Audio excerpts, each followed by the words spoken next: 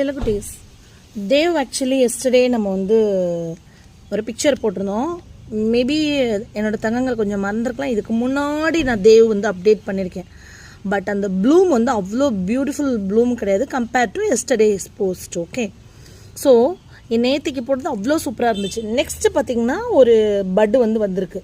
So ஒரு hybrid அப்படிங்கிறது வந்து ஒரு ஹைப்ரிடைசர் வந்து என்ன பண்ணணும்னா அப்சர்வ் பண்ணணும். ஃபஸ்ட்டு அப்சர்வ் பண்ணி அதை வந்து சீட்ஸ் இது பண்ணதில் வந்து செப்பரேட் பண்ணி அதோட க்ரோத் எப்படி இருக்குது, ஸ்டாக் லென்த் எப்படி இருக்குது, இன்னும் நிறைய விஷயங்கள் அப்சர்வ் பண்ண வேண்டியிருக்கு. ஸோ சேலுக்கு வந்து கேட்டுட்டு ரொம்ப டிசப்பாயிண்ட் ஆகுறாங்க நம்மளோட தங்கங்கள்.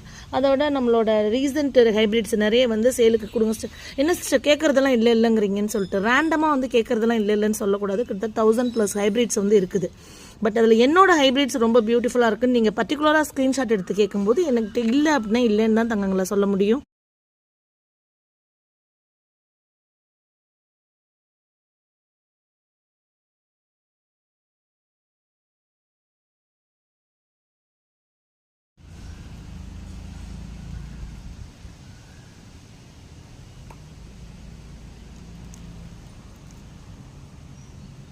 இவ்வளோ அழகாக இருக்குல்ல, பியூட்டிஃபுல்ல.